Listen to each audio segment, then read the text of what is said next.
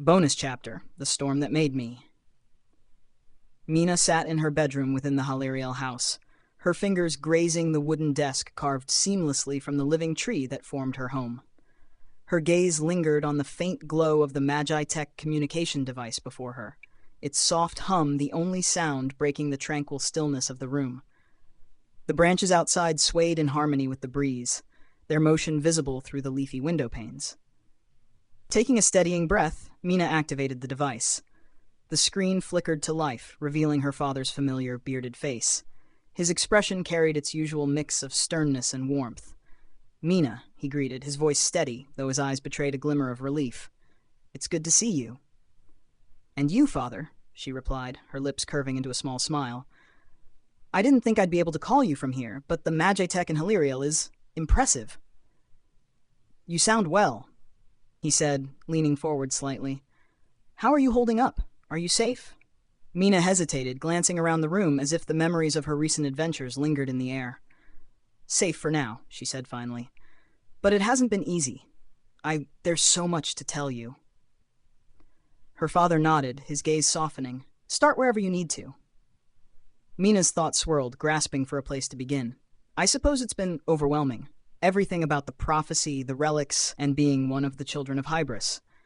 When I left the Central Lands, I thought I was just running. But now, it feels like I've run straight into something much larger than myself." Her father's brow furrowed, concern etching lines into his face. "The Children of Hybris, it's more than a title, isn't it?" "It is," she admitted, her voice quieter. "The prophecy has tied Lucas and me together in ways I still don't fully understand. We've faced the Disciple of Air's growing power, unlocked fragments of ancient relics, and uncovered secrets buried in time. And yet, it feels like the answers only lead to more questions." Her father watched her intently. "Tell me about Lucas." Mina's lips parted, but she hesitated. How could she sum up the person who had become her closest ally, her best friend, and perhaps something more? "Lucas is complicated," she said finally. "He's strong, brilliant even, but burdened by guilt and responsibility. The Kingston explosion, the prophecy, it's like the weight of the world is on his shoulders, and somehow he keeps going. We both do." Her father's expression softened further. "You care about him?" "Yes," she said, her voice firmer now. "He's important to me, to all of us." For a moment, neither spoke, the silence filled by the gentle rustling of leaves outside. Then her father cleared his throat. "Mina, there's something I've been meaning to tell you for a long time. Something about the day you were born." Mina tilted her head, curiosity flickering in her eyes. "What do you mean?" He took a breath, his hands clasping together tightly. "You were born during an arcane storm, something unlike anything the Central Lands had seen before or since. Lightning struck the hospital, destroying the birthing room where your mother was laboring. The storm was unnatural, chaotic. It tore through the building, leaving only ruins in its wake." Mina stared at him, her mind racing. "What? How did I survive?" Her father's gaze grew distant, his voice quieter now. "When the dust settled, the destruction was absolute. The storm's power obliterated everything. Everyone, except for you and one other." "One other," she repeated, leaning closer to the screen. "Who?" "A boy," he said. "Another newborn delivered just moments before the storm struck. He was found a few rooms away, completely unharmed. The healers said it was impossible, but there he was, alive and well, just like you."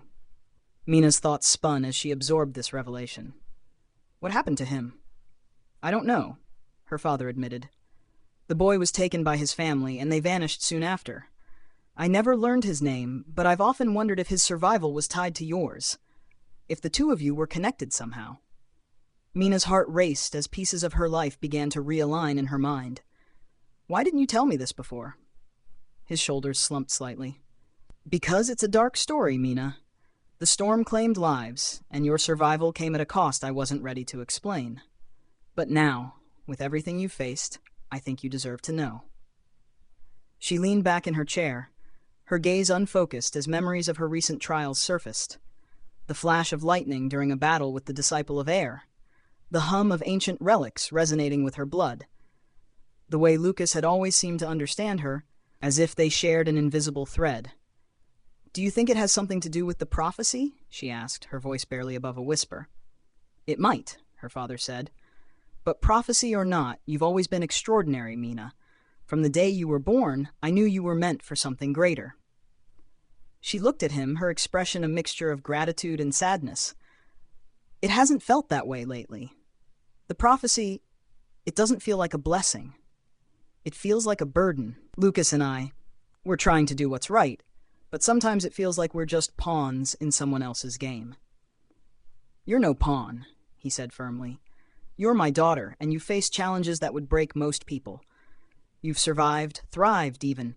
Whatever this prophecy demands of you, I have no doubt you'll rise to meet it." Mina's eyes glistened, but she blinked back the tears. "Thank you, Father. I needed to hear that." He offered her a small smile, though it didn't quite reach his eyes. "And what about the others? Your companions, Thomas, Candace, Dyra. How are they?" "They're incredible," she said, her voice softening. "Thomas is our anchor, always keeping us grounded.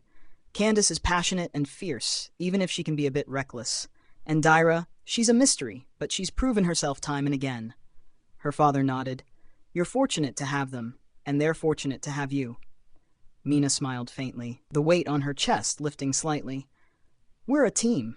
Even when things seem impossible, we find a way through together." "And you'll continue to do so," he said, his tone resolute. "Whatever lies ahead, remember that you're never truly alone." The words resonated within her, echoing through the telepathic bond she shared with Lucas. She could almost feel his presence, steady and unyielding, as if reminding her that he was always there. "I won't forget," she said. "Thank you, Father, for everything." He nodded, his expression softening.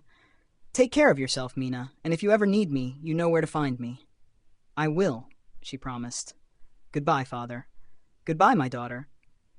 As the screen went dark, Mina sat in silence, the weight of their conversation settling over her. The storm of her birth, the boy who had survived with her, the prophecy, it was all connected. She was certain of it.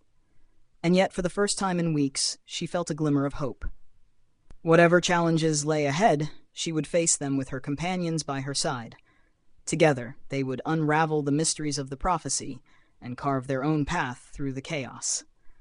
And perhaps, just perhaps, she would find the answers she sought, not only about the prophecy, but about herself as well.